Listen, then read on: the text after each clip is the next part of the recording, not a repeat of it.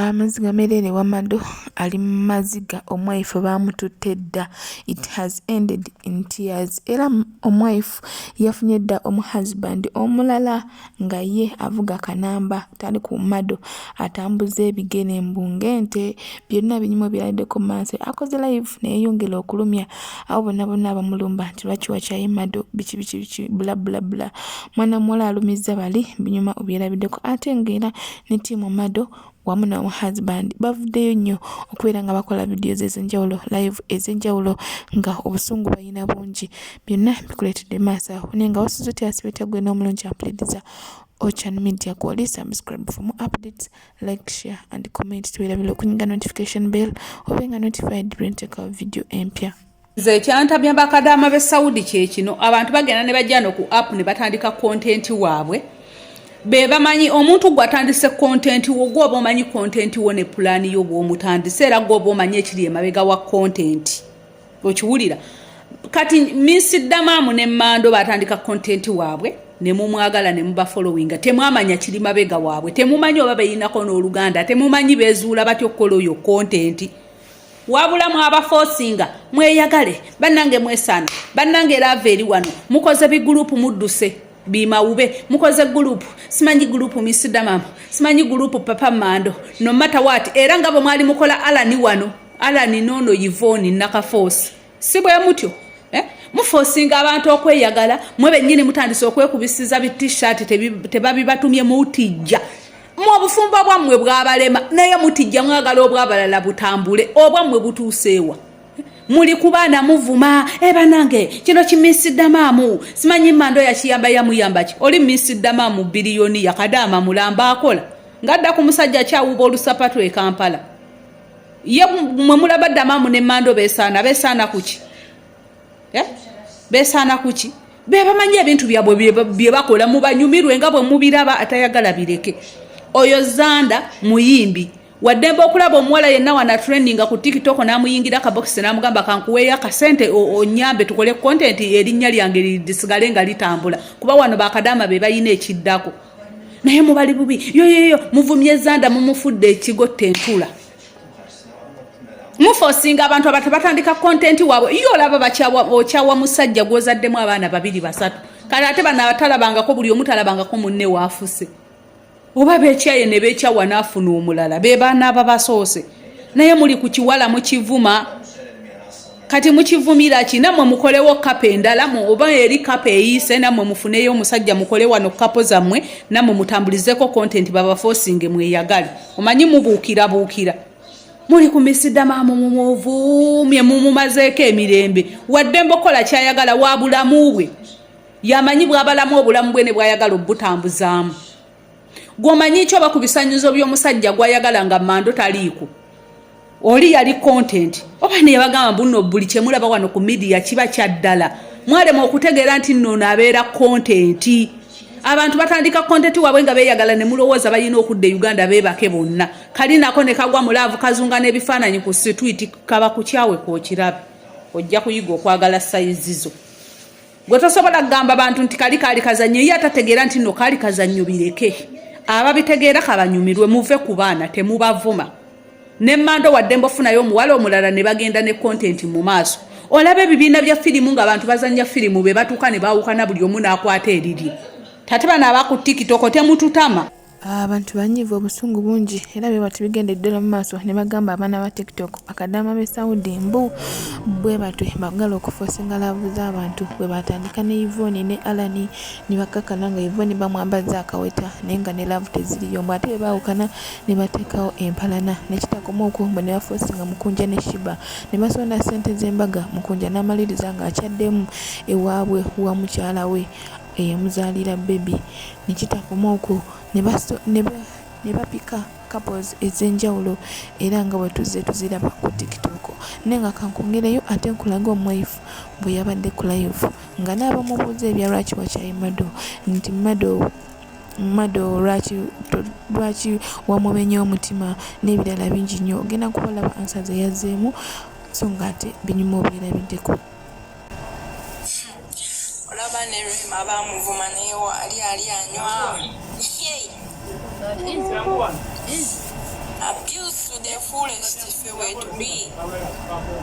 If you were to live at the sweetie, abuse to the fullest. To the maximum.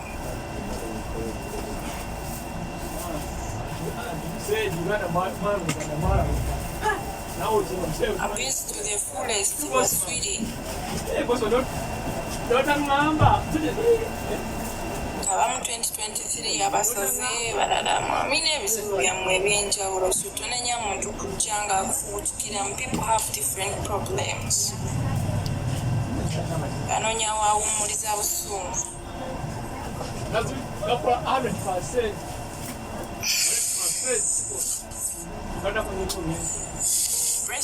you so much.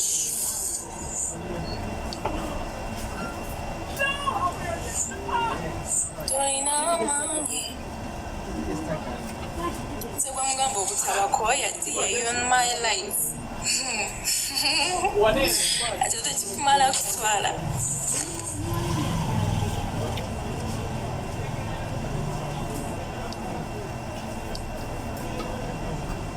Toina money.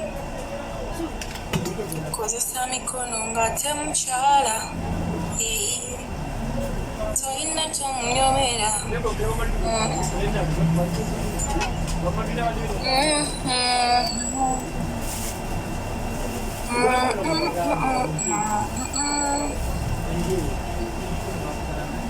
Oh my God, I can do it again. Come on, baby. I can do it again.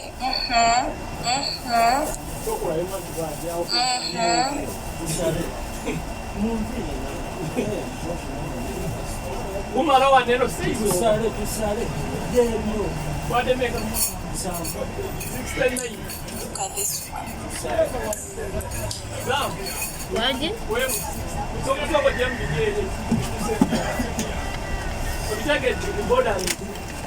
Rich forever. Hi, baby.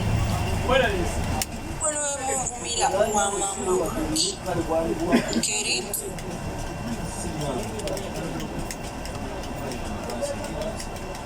If you don't get it, forget about it.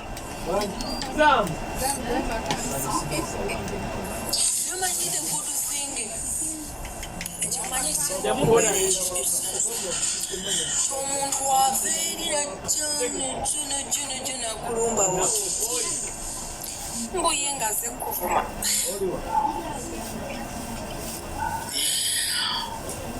Chokanga sigo mulombe kyabadde. Yakuvumirawo.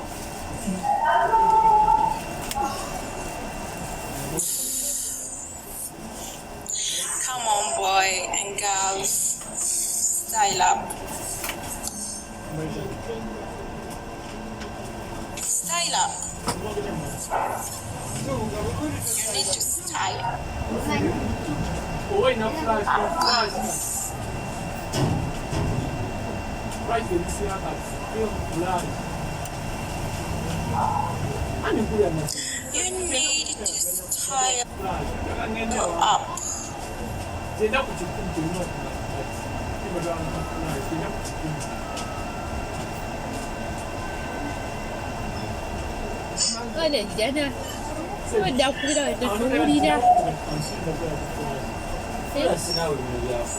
If you come here on my live and start talking nonsense,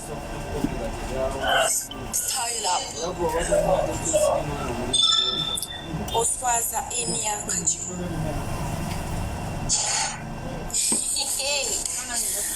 Ululu.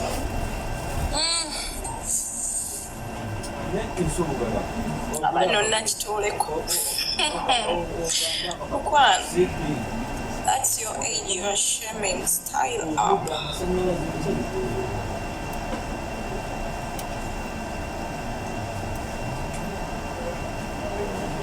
Style up, Justin. Oswaza emyaka gyo, sweetie.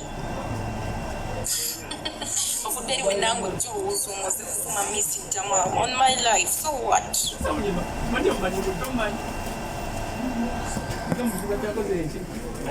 You should style up. You should learn to style up.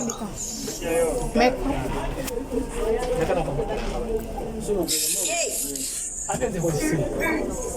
Tugenda musabula ne apa agiveeko baswi nze ndaba mbawadde obudde n'ovuma n'otambula n'okunyuuka n'ondeka wano.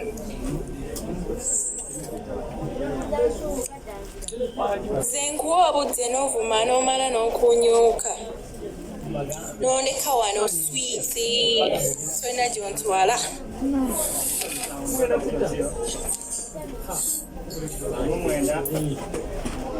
Oba mwankooye oba temunkooye ekkumi terikyawoomu baswiri.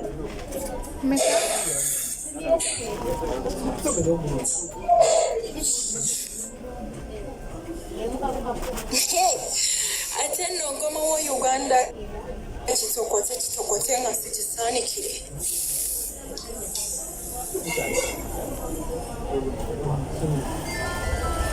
Koma wa Uganda. These coming days muninde. Yes. Sinaba. Until you learn to mind about your businesses. Atabalumya nyemetswe.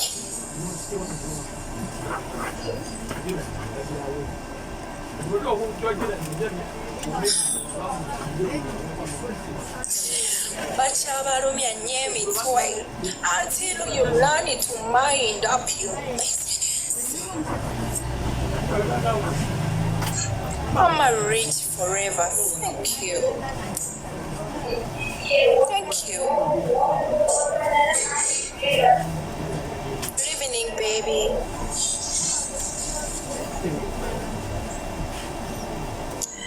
Otalumwa nyemetswe nuwa omutwe gukyakuluma obwavu bukuluma omutwe gukuluma alolya.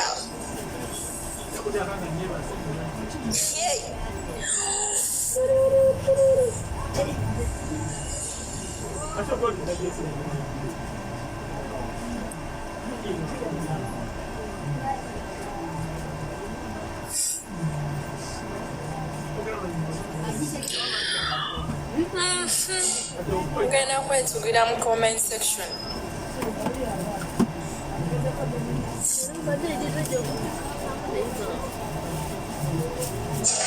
Kasula bano doni. Omanyi singa okuswaza doni. Ono. Ono aba kumfollowinga kati.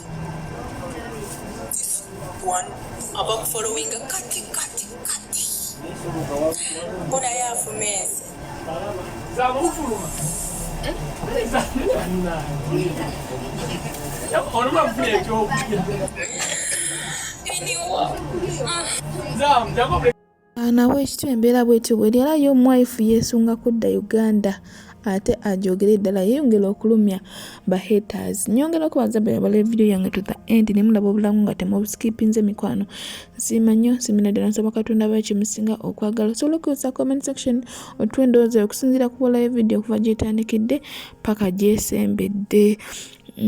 Okyogerako ki okwawukana kw'omwaifu n'omuhazi ndowooza bulijjo content olowooza bali mu kusaaga naye nga laavu ekyaliwo okubuzaabuza abantu ng'omwaifu bw'agambye nti we learn to mind your business oba nedda. Saba oteeka endowooza mu comment section nange embeerayo nempitayo nenzilikinga nenziramu oluusi wabeera weetagisiza. Njongera okujjukiza nti okyali ku All Media. Subscribe for more updates. Like, share and comment to the kuninga notification bell obenga notified when take a video empya ebisingawo.